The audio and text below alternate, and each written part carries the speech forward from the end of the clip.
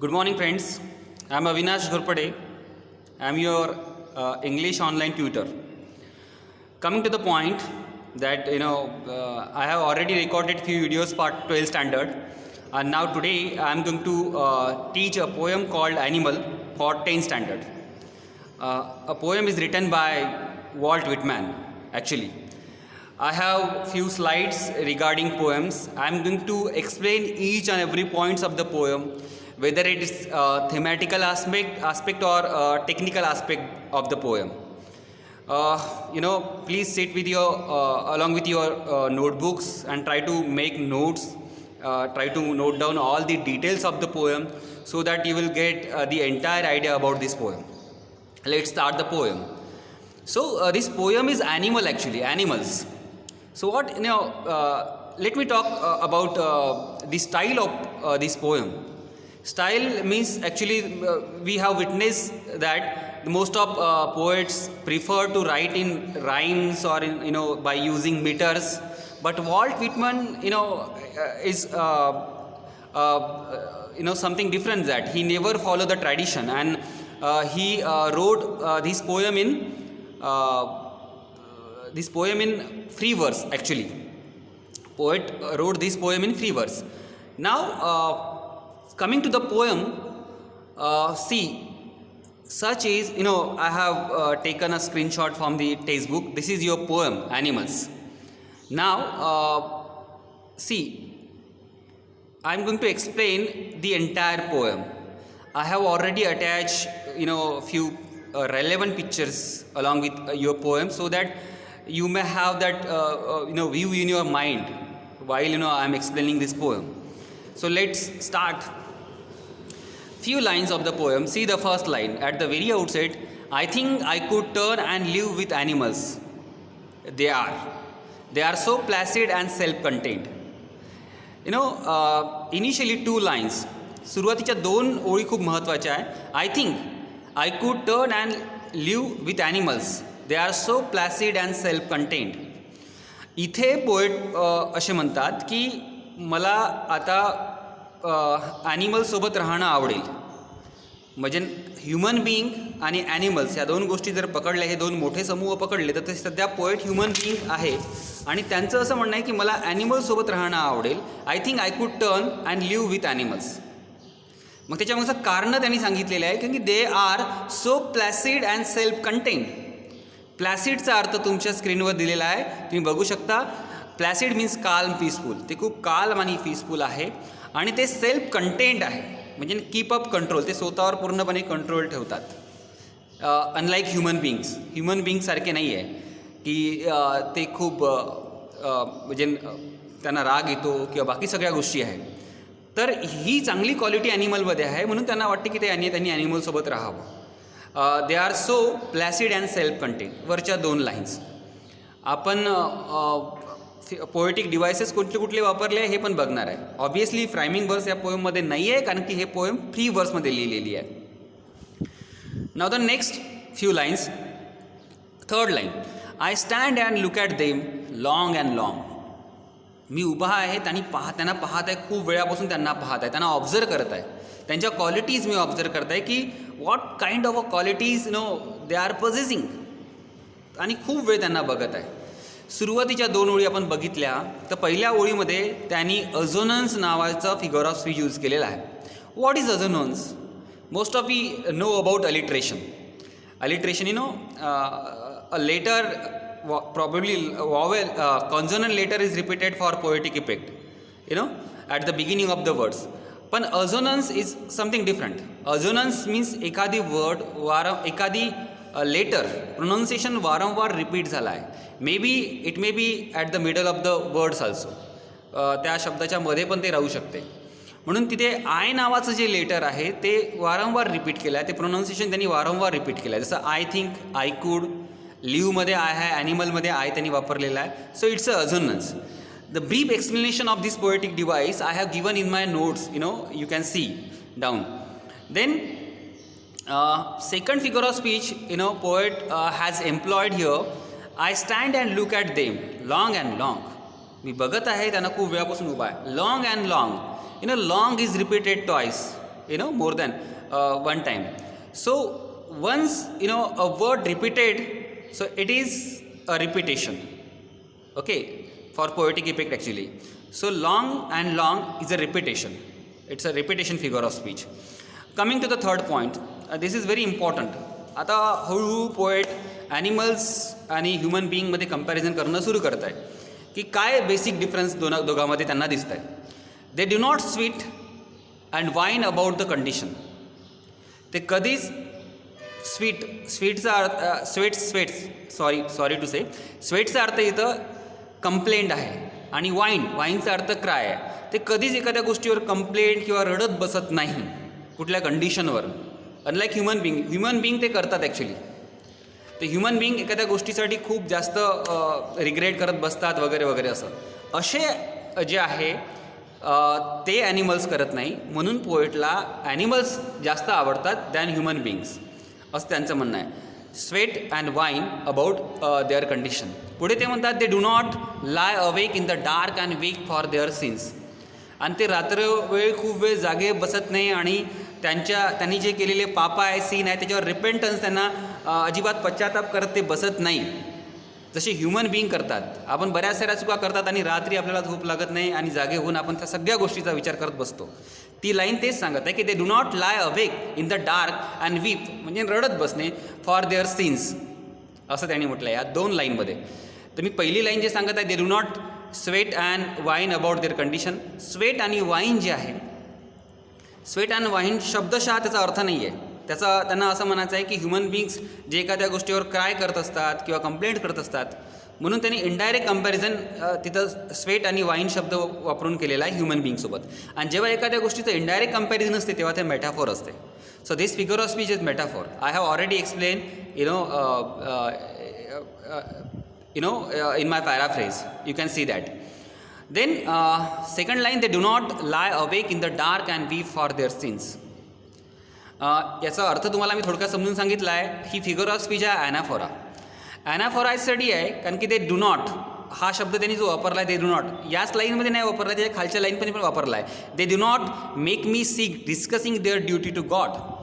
म्हणजे दोन कॉन्झिक्युटिव्ह लाईन्समध्ये त्यांनी दे डू नॉट नावाचा शब्द वापरला आहे आणि म्हणून तिथे जे फिगर ऑफ स्पीच जी आलेली आहे ते ॲनाफोरा आहे. Okay, they do not word use consecutively in two lines. That is why it's a anaphora. Explanation is also given. Now बघ आपण त्याची नेक्स्ट लाईन बघूया. They do not make me sick discussing their duties to God. ते सांगत बसत नाही की मी काय केलं आहे, मी काय करतो वगैरे वगैरे. म्हणजे जनरली ह्युमन बिईंग्स प्रत्येक गोष्टी सांगून क्रेडिट घेण्याचं काम करत असते, प्रत्येक गोष्टीकडून सांत्वना किंवा प्रेज घेण्याचं काम करत असते. तसे ॲनिमल्स करत नाही. म्हणून ते म्हणतात they do not make me sick discussing their duties to God. ते असे बिलकुल करत नाही. They do what they wanted to do and they never discuss it with each other. They never boast or they never seek a praise from others. ही एक खूप चांगली quality पोएटला ॲनिमल्समध्ये दिसली. या लाईनमध्ये पण एक फिगर ऑफ स्पीच आलेली आहे. आपण थोडक्यात वाचलं समजेल की they do not make me sick discussing their duty to God. Make me sick M letter M is repeated here and that is why it's alliteration. Explanation is also given. Then next line, not one is dissatisfied, not one is demented with the many of owning things. एकदम सुंदर. सध्या ज्या पद्धतीनं लोक जगत आहे संपूर्ण जगामध्ये त्यांची कंडिशन कॉन्टेम्पररी सिच्युएशन इथे पोएटने मांडली आहे की ज्या पद्धतीनं ह्युमन बिईंग्स जगतात ते कसे जगतात. ते do not no one is dissatisfied. ॲनिमलमध्ये कोणीच डिससॅटिस्फाईड नाही आहे. Not one is demented with the mania of owning things. आता इथे काही नवीन शब्द आलेले आहेत, तुम्हाला त्या शब्दांचं मिनिंग समजून घेणं गरजेचं आहे. त्यापैकी कोणीच जे आहे डेमेंटेडचा अर्थ वर दिला आहे मॅड किंवा डिस्टर्ब. कोणीच ते डिस्टर्ब नाही आहे किंवा ते डिससॅटिस्फाईड नाही आहे.